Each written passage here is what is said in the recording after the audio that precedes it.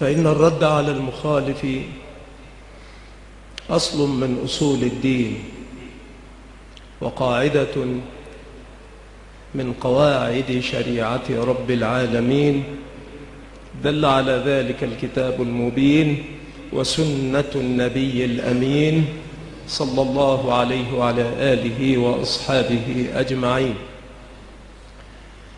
ودل عليه إجماع السلف الماضين ومن تبعهم من علماء السنة أجمعين، وهو باب عظيم من أبواب الجهاد، كما بين شيخ الإسلام رحمه الله تعالى ذلك في مواضع من كلامه، فبين أن بيان أخطاء أصحاب المقولات الباطلة التي تخالف الكتاب والسنة مع تجلية حالهم وتحذير الأمة منهم، كل ذلك واجب باتفاق المسلمين. وذكر ابن مفلح في الآداب الشرعية أنه قيل للإمام المبجل أحمد بن محمد بن حنبل رحمه الله تعالى: الرجل يصوم ويصلي ويعتكف أحب إليك أو يتكلم في أهل البدع؟ فقال الإمام أحمد رحمه الله تعالى: إذا صلى وصام واعتكف فإنما هو لنفسه، وإذا تكلم في أهل البدع فإنما هو للمسلمين، هذا أفضل. That is the role of a Nabi and a Da'iyah. The package comes from Allah. Your role is to convey it. جهله بفقه الجهاد، وأنه لا يعلم عن الجهاد الذي هو من الفرائض المحكمة إلى أن يرث الله الأرض ومن عليها شيئا. وأظن أن الرجل متلوث بأفكار سيد قطب المصري ومثله أبو قتاد وأبو محمد المقدسي وغيرهم كثر، فكل أولئك وهذا الرجل يكرعون من نهر سيد قطب. وقد حدثني الأخ الشيخ الدكتور أبو معاذ عبد الله بن زيد المسلم من أهالي عنيزة عن الشيخ محمد بن عثيمين رحمه الله أنه قال في سيد قطب: لولا الورع لقلنا بكفره. وأنا أقول الشيخ محمد رحمه الله ما تكلم من فراغ، فسيد قطب، وسوف تعرفون الرابط بعد قليل، سيد قطب في كلامه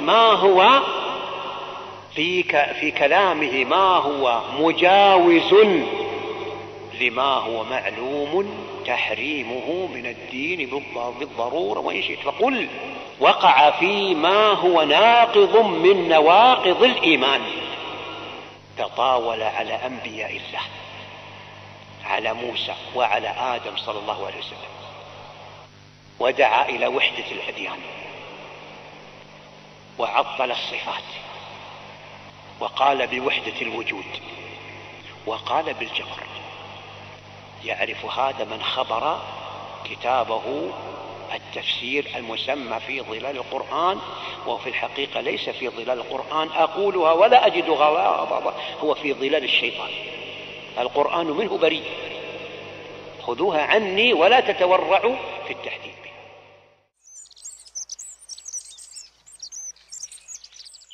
ومن هنا فإني أحذر المسلمين أولا من هذا الرجل، وأدعوهم إلى أن يهجروه ويمقتوه، وأن يردوا عليه الرد العلمي الذي يفضح دعوته ويكشف عن حاله وأنه عدو لأهل الإسلام والسنة.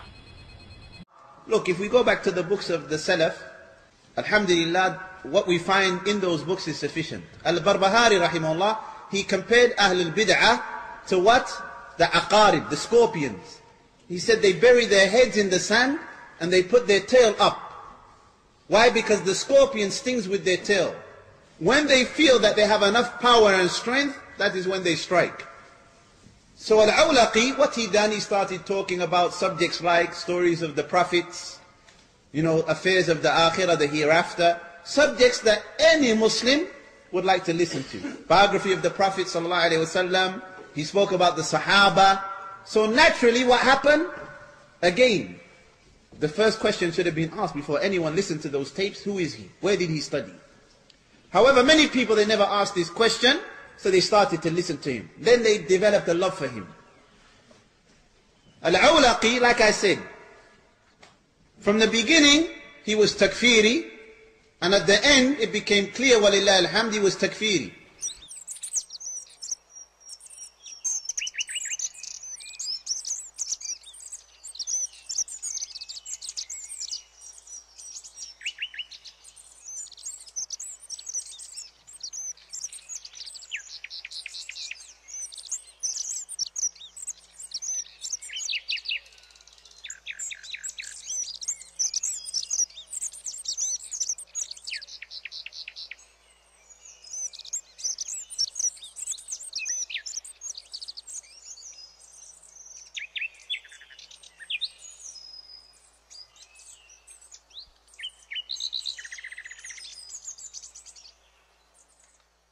وَمَنْ لَمْ يَحْكُمْ بِمَا أَنزَلَ اللَّهُ فَأُولَئِكَ هُمُ الْكَافِرُونَ.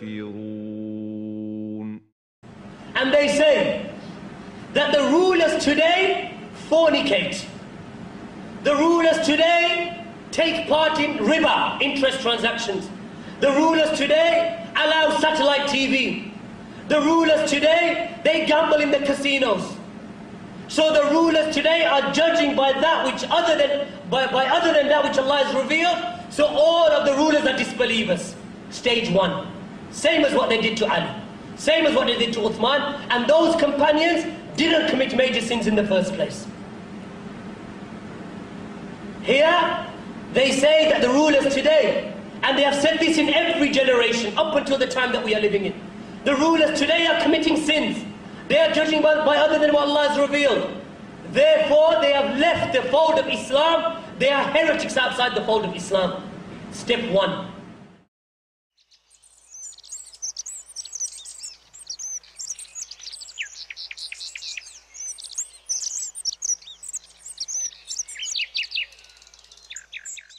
Regardez ce que les gens de la Sunna disent. Et ceux qui ne jugent pas d'après ce qu'Allah a fait descendre, les voilà les mécréants. Surat al-Ma'ida, verset 44. Ibn Abbas, quand il les a grillés tous deux, a dit, ce n'est pas une mécréance qui fait sortir la religion. Hein? Il y a un tafsil qui est, c'est pas le sujet du cours, mais il y a un tafsil chez les gens de la Sunna, etc. Et on est obligé de faire ce tafsil-là. Hein? On a cité Ibn Abbas, d'accord, et on va citer maintenant Ata ibn Abi Rabah. Il a dit, écoutez bien, c'est quoi? C'est un kufr d'una? Kufr. C'est une mécréance mineure. Et vous avez, comme je l'ai dit dans un des cours, les tekfiris, toujours systématiquement, qu'est-ce qu'ils essaient de faire? Ils disent, le Asar de Ibn Abbas, il est quoi? Et daif. Et attention, ils ont des choubouates, hein. On va pas rentrer, on pourrait faire ça une fois si vous voulez, dans la chaîne de transmission, etc. Un tel, il n'a pas entendu d'un tel, etc. Mais Cheikh Al-Albani, il a dit, mais un tel, c'est l'élève d'un tel, et entre eux deux, il n'y a que deux personnes. Ou c'est celui-là, ou c'est celui-là, et les deux sont fiqh. Hein? Et le hadith, il est, et l'Athar, il est sahih sur les conditions du Bukhari ou Muslim. T'as quelque chose d'autre. Et en plus, il est accepté bil ijma' chez Al-Sunnah al-Jama'a. Hein? Mais ils essayent. Et je vous ai dit que même j'ai déjà entendu certains qui en arrivent au point de critiquer Abdullah ibn Abbas, hein? Et à faire passer leur compréhension au-dessus de la compréhension de quoi? Abdullah ibn Abbas qui est l'exégète du Coran. Pourquoi? En raison de Turjama al-Coran, de la dua du prophète sallallahu qu'il a fait pour lui. Je vous conseille vraiment tout ce qui touche au takfir et de ça, Cheikh Al-Albani, rahimahullah. On avait l'habitude de casser les dos des takfirines, hein, de manière virtuelle, hein, c'est une métaphore, hein. On ne cassait pas vraiment leur dos, hein, en leur reproduisant les mêmes débats avec Cheikh Al-Albani. Je ne vous conseille pas de débattre avec les takfirines, mais des fois on était obligé à certaines situations, etc. Hein. Cheikh Al-Albani lui a posé une question. Il a dit, maintenant il y a un hakim, un juge. Il juge par la loi d'Allah subhanahu wa ta'ala. Hein? Il juge par la loi d'Allah subhanahu wa ta'ala. Mais il a fait une erreur du jugement dans un des points, sur un jugement. C'est un kafir ou pas? Il est obligé de dire quoi? Il est obligé de dire non. الحديث qu'est-ce qu'il dit? حكم الحاكم فاجتهد فأصاب فله أجران وإذا حكم الحاكم فاجتهد فأخطأ فله أجر واحد. Le prophète sallallahu alayhi wa sallam dit que si le juge il juge et qu'il fait une erreur, qu'il a fait un ijtihad et qu'il se trompe, il est récompensé pour son ijtihad quand même. فأخطأ, le prophète sallallahu alayhi wa sallam dit فأخطأ. Donc il est obligé de dire non. Il a dit maintenant s'il en fait 2. Et puis il a été comme ça avec lui, et 3, et 4. Il a dit, et quand tu le rends mécréant en fait? Il n'a pas su répondre. Donc après il est revenu, il a tout expliqué à ce moment-là. Cheikh Al-Albani, il les faisait réfléchir, il leur montrait en fait, leur montrait le haqq d'une bonne manière. Vous connaissez l'histoire où Cheikh Al-Albani, il a débattu toute une nuit des tekfiri, il ne priait pas derrière lui, après le fajr, ils ont pris derrière lui. Vous ne connaissez pas cette histoire? Il faut écouter les cassettes de Cheikh Al-Albani, et il les rencontre lui-même. C'est pour ça que d'ailleurs les têtes du tekfir actuels ils détestent Cheikh Al-Albani et ils essaient toujours de l'accuser de l'irja, même certains ils vont jusqu'à le juger mécréant carrément, mais ils essaient de donner l'accusation de l'irja, etc. D'ailleurs j'ai traduit 2 défenses de Cheikh Ben Baz et Cheikh Al-Taymin par rapport à Cheikh Al-Albani et à l'époque en Belgique j'avais pris une grande feuille et j'avais mis la croyance de Cheikh Al-Albani dans un tableau, dans une colonne, la croyance de Cheikh al-Islam Ibn Taymiyyah, la croyance d'Aqd al-Sunnah al-Jama'a dans une autre colonne, chaque fois une colonne, et puis l'Aqd al-Murji'a. Et on voyait en fait que dans tous les points Cheikh Al-Albani était conforme à Cheikh al-Islam et à l'Aqd des gens de la Sunnah al-Jama'a et opposé à al-Murji'a. Et c'était vraiment de manière flagrante que Cheikh Al-Albani rahimahullah, il contredit le Murji'a dans tous les points. Donc vous ne laissez pas avoir parce qu'il rentre dans des détails qu'on ne maîtrise pas toujours. Cheikh Al-Albani c'est un salafi, c'est un sunni parmi les imams de la sunna. Certains ulama l'appellent les lions de la sunna bihaq à cette époque-ci.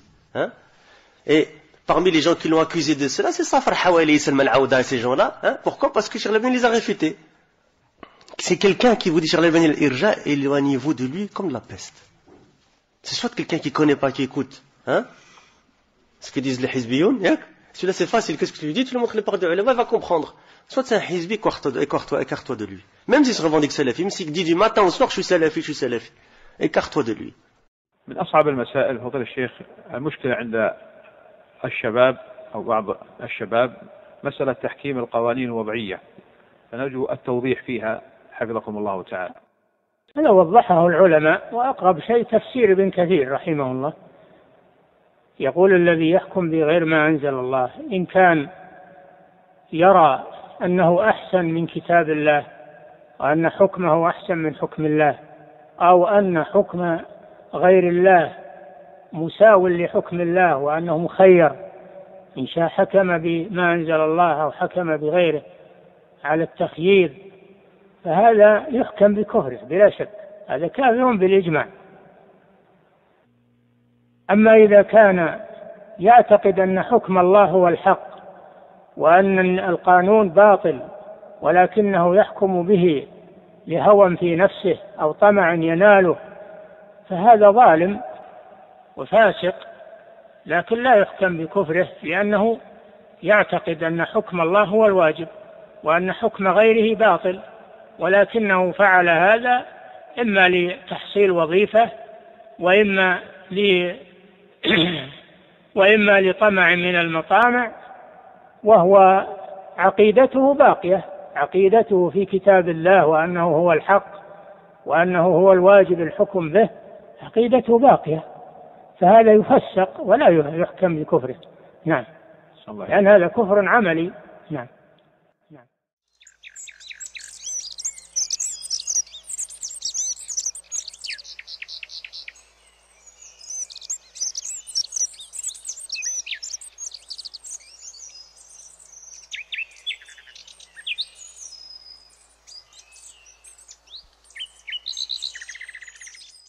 فالمقصود أنني أحذر من الوقوع في قضية التكفير والتسارع إليها، فإنه عمل ليس سهلا حتى يتكلم فيه كل من هب ودب وكل من يدعي بأنه من أهل العلم، بل يترك للبارزين في العلم والمجتهدين من أهل العلم فيعرض العمل هل هو كفر أكبر أو كفر أصغر، ثم يبين للناس، وبعد ذلك يعرف من الكافر حقا ومن لا يجوز أن يطلق عليه لقب الكفر. حديث من قال لأخيه يا كافر. نعم، لحديث من قال لأخيه يا كافر فقد بأى بها أحدهما، إما أن يكون كما قال وإما أن يرجع إليه، وهذه خسارة عظيمة يجب على العقلاء أن يتفهموها.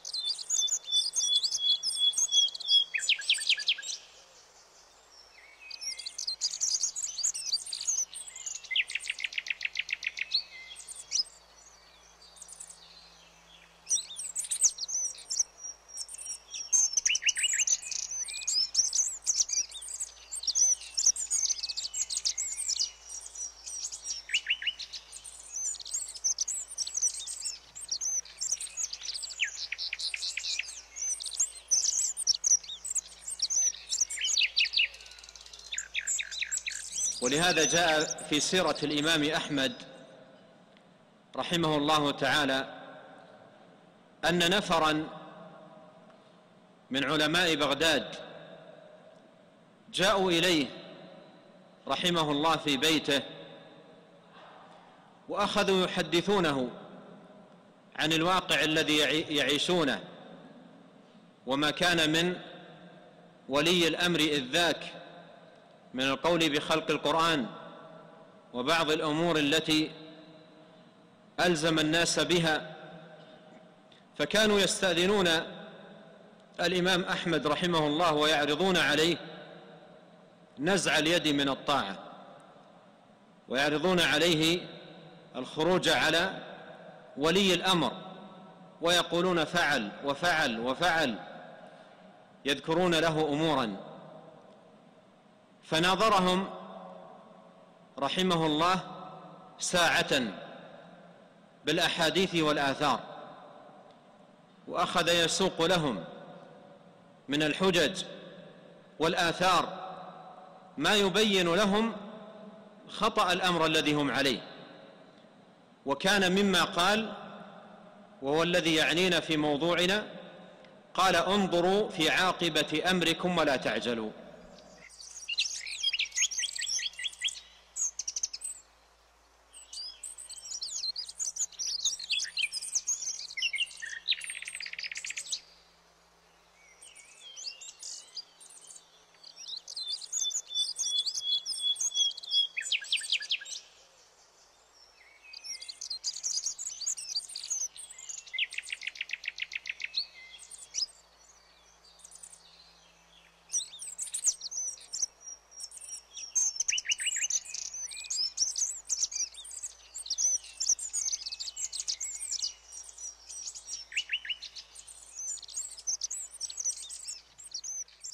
Là, on parle des livres de référence pour les gens de la Sunna. Il faut apprendre, et akhawat, il faut apprendre, il faut connaître ces livres-là, et il faut essayer d'étudier ces livres-là un jour ou l'autre. Hein?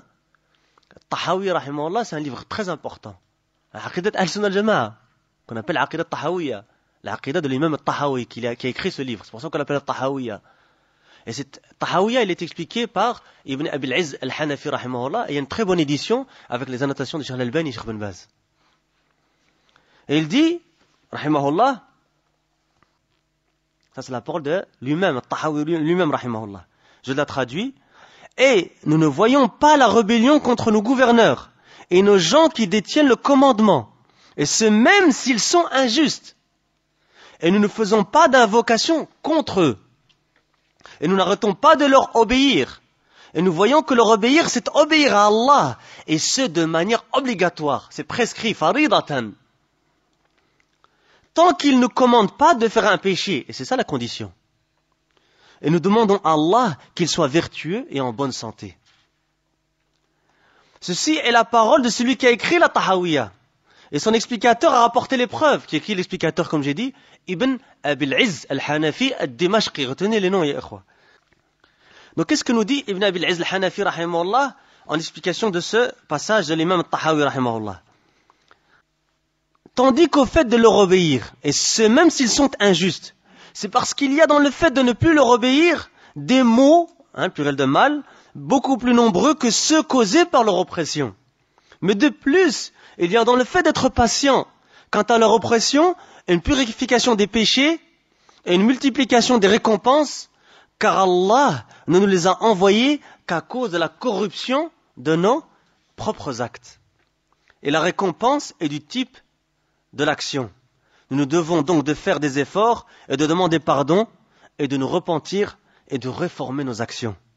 La traduction du sens de la parole d'Allah dit: tout malheur qui vous est atteint est dû à ce que vos mains ont acquis, et il pardonne beaucoup. Et c'est la traduction du sens de Surat al-Shura, verset 30. Going against the rulers of the Muslims and rebelling against the rulers of the Muslims and trying to challenge their leadership with an armed takeover or with other methods like this is disobedience and going against Allah and His Messenger and going against that which Ahl Sunnah wal Jama'ah were upon.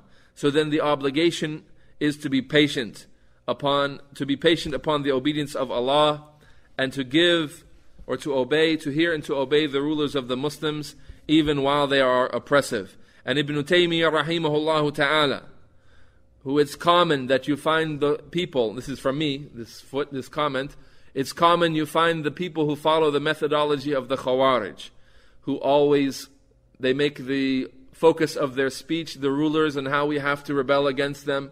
You find them quoting Ibn Taymiyyah often, claiming that Ibn Taymiyyah is with them on their madhab. Listen to these words from Ibn Taymiyyah. الصبر على جور الأئمة على جور الأئمة أصل من أصول أهل السنة والجماعة.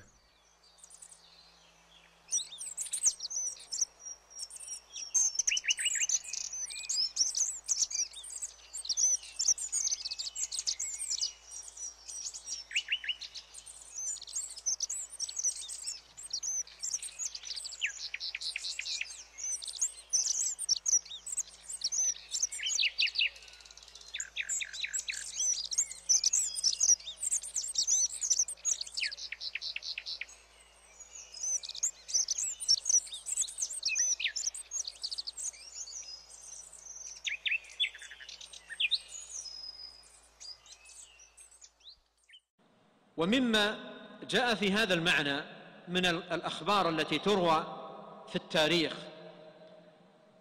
أنه لما كانت فتنة عبد الرحمن بن الأشعث، وقد دخل في هذه الفتنة عدد من القراء وكثير من الناس، لما كانت هذه الفتنة انطلق نفر من الناس فدخلوا على الحسن البصري، وهو إمام من أجلة أهل العلم وفقيه من كبار فقهاء الإسلام.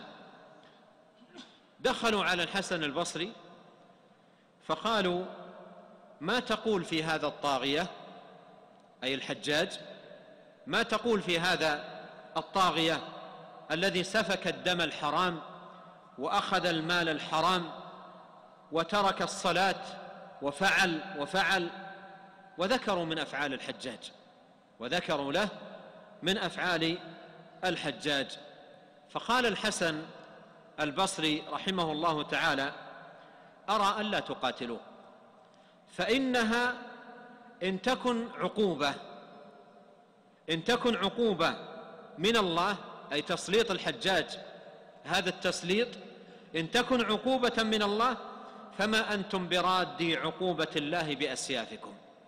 إن تكن عقوبة من الله فما أنتم برادي عقوبة الله بأسيافكم، وإن يكن بلاء فاصبروا حتى يحكم الله وهو خير الحاكمين.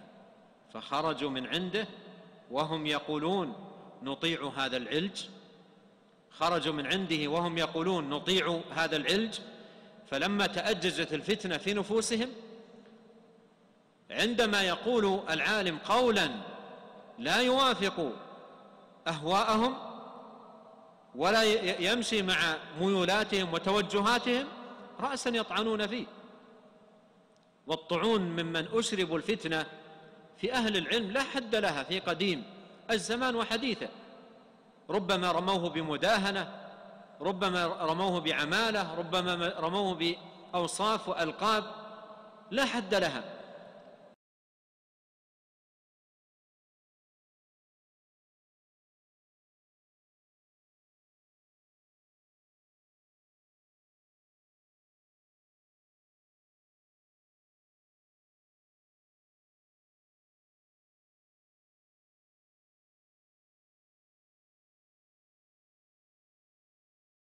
وهم يشكرون لكم هذه النصيحة الطيبة وهذا التوجيه الكريم، ويسر لكم التوفيق والسداد والبركة في العمر والعمل.